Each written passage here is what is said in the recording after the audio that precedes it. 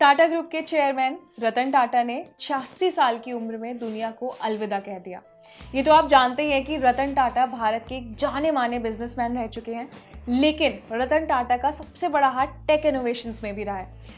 ये आप जानते हैं कि कई साल पहले रतन टाटा ने आर्टिफिशियल इंटेलिजेंस और रोबोटिक्स के बारे में भी काफ़ी चर्चा की थी। उन्होंने कहा था कि तकनीक इंसान की ज़रूरत को कम कर सकती है। बहुत साल पहले उन्होंने ये बता दिया था कि आर्टिफिशियल इंटेलिजेंस पर हमारी डिपेंडेंसी बहुत ज़्यादा होगी। रतन टाटा ने 2017 में कहा था कि ऑटोमेशन इंडस्ट्रीज को एआई और आगे बढ़ाएगा। उन्होंने एआई के फायदे और नुकसान दोनों बताए थे। तो सबसे पहले उन्होंने ये कहा था कि आने वाले टाइम में हमारी डिपेंडेंसी एआई पर होगी। एआई की वजह से जो ह्यूमन जॉब्स हैं वो रिप्लेस हो सकती हैं, लेकिन उन्होंने ये भी बताया कि एआई की मदद से जॉब्स को बढ़ाया भी जा सकता है।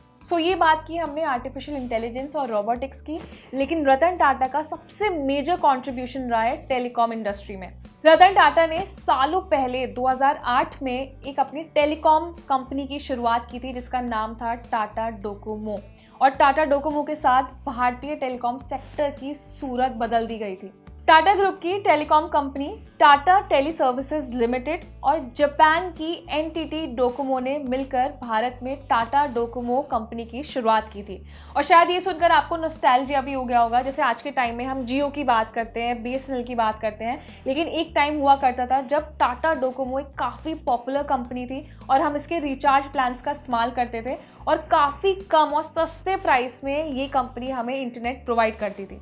एग्जाम्पल के तौर पे मैं आपको बताती हूँ, जब टाटा डोकोमो आई थी उस टाइम पर जितनी भी दूसरे टेलीकॉम ऑपरेटर्स थे वो प्रति मिनट के हिसाब से शुल्क लिया करते थे। जैसे मान लीजिए आपने अगर 10 सेकंड बात की है, 15 सेकंड बात किया, 1 मिनट बात की है, लेकिन आपका 1 मिनट का ही पूरा चार्ज आपसे लिया जाता था। लेकिन टाटा डोकोमो ने 1 पैसा प्रति सेकंड वाला टैरिफ प्लान सबसे पहले शुरू किया था, और उसके बाद काफ़ी यूजर्स ने इसे पसंद किया क्योंकि इससे जो कॉस्ट होती थी वो कम आती थी और बेनिफिट ज़्यादा मिलते थे।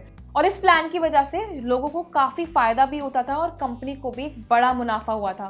तो आप ये सोचिए कि जब टाटा डोकोमो ने टेलीकॉम इंडस्ट्री में कदम रखा तो उसके बाद उन्हें कितना ज़्यादा पसंद किया गया। हालांकि आजकल बहुत से कॉम्पिटिटर्स आ चुके हैं। आज आप देखिए कि टैरिफ प्लान्स यूज़ करना कितना ज़्यादा महंगा हो चुका है, लेकिन रतन टाटा ने टेलीकॉम इंडस्ट्री और जो टेक्नोलॉजी इंडस्ट्री है उसमें बहुत अच्छे से कॉन्ट्रीब्यूशन किया, और हमेशा से ही वो अपनी सरलता के लिए और अपने ब्रेव और अपने बेस्ट माइंड के लिए जाने जाते हैं। इस वीडियो में मैंने आपको बताया कि रतन टाटा का जो टेक इंडस्ट्री में इनोवेशन था, उनका कॉन्ट्रीब्यूशन था, वो कैसा रहा। इसके अलावा भी उन्होंने अपनी लाइफ में बहुत से ऐसे नए इनोवेशंस किए हैं जिसे अभी तक भी इंडिया में इस्तेमाल किया जाता है। तो आप हमें बताइए कि अगर आपने भी उस टाइम पे टाटा डोकोमो सर्विसेज का इस्तेमाल किया था तो आपका एक्सपीरियंस कैसा रहा। ये वीडियो आपको अच्छा लगा है तो उसे लाइक करें, शेयर करें, और ऐसे ही टेक रिलेटेड वीडियोज़ के लिए हमारे चैनल को सब्सक्राइब ज़रूर करें।